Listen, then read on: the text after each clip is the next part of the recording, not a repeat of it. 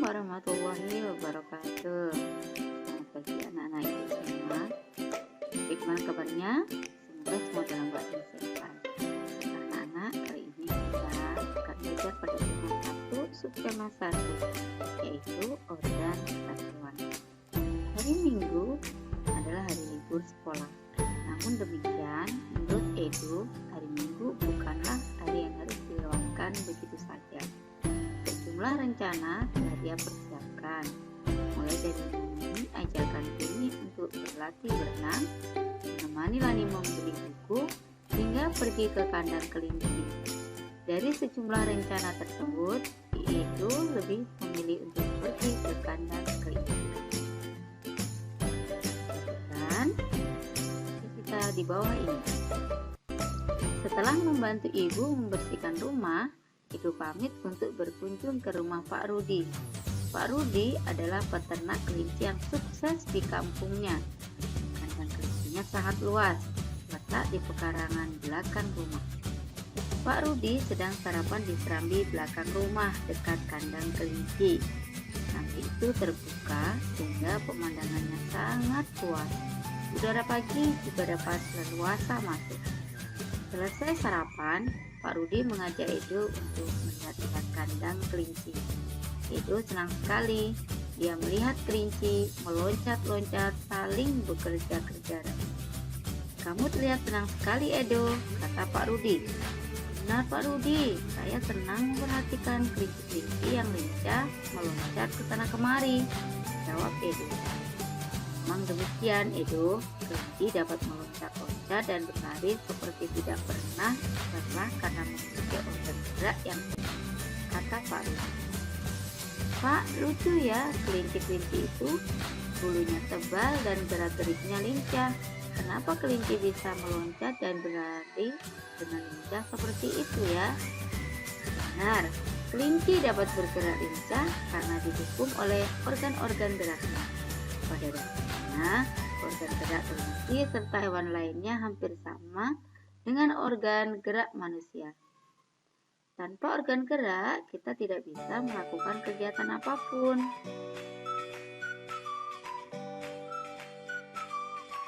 Nah, sekarang ayo membaca. Dengarkan dan perhatikan. Organ gerak manusia dan hewan. Salah satu ciri dari makhluk hidup adalah bergerak. Secara umum, gerak dapat diartikan berpindah tempat atau perubahan posisi sebagian atau seluruh bagian dari tubuh. Makhluk hidup akan bergerak apabila ada rangsangan yang mengenai sebagian atau seluruh bagian tubuhnya. Gerak pada manusia dan hewan menggunakan organ gerak yang tersusun dalam sistem gerak.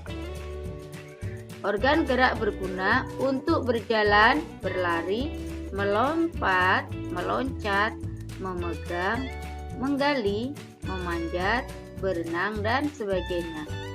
Organ gerak pada hewan dan manusia memiliki kesamaan. Alat-alat gerak yang digunakan pada manusia dan hewan ada dua macam, yaitu alat gerak pasif berupa tulang dan alat gerak aktif berupa otot. Kedua alat gerak ini akan bekerja sama dalam melakukan pergerakan. Kerjasama antara kedua alat gerak tersebut membentuk suatu sistem yang disebut sistem gerak. Tulang disebut alat gerak pasif karena tulang tidak dapat bergerak dengan sendirinya. Tanpa adanya gerak aktif yang memengaruhi tulang, maka tulang-tulang pada manusia dan hewan akan diam dan tidak dapat membentuk alat pergerakan yang sesungguhnya.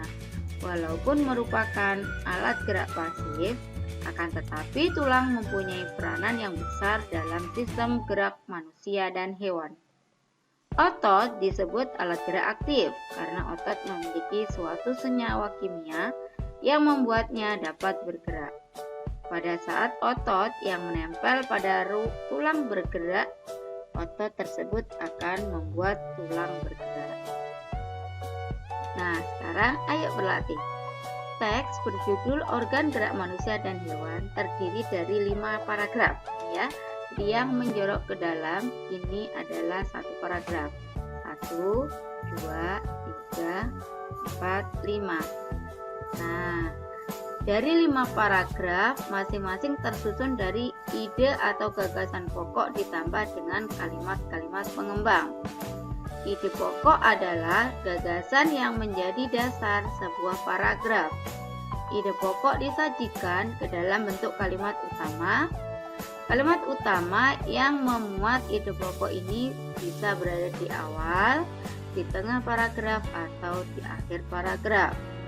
Contoh pada paragraf 1. Salah satu ciri dari makhluk hidup adalah bergerak. Nah, ini pada paragraf 1, ide pokoknya berada di awal. Salah satu ciri dari makhluk hidup adalah bergerak. Nah, kemudian kalimat pengembangnya di belakangnya ini. Secara umum, gerak dapat diartikan berpindah tempat atau perubahan posisi, sebagian atau seluruh bagian dari tubuh dari makhluk hidup. Nah, anak-anak nanti dari paragraf 2, 3, 4, 5 silakan tulis ide pokoknya, kemudian di belakangnya ditulis di kalimat pengembang di sini. Buat kolom silakan dikerjakan di buku catatan, buku tugas ya. Selamat belajar.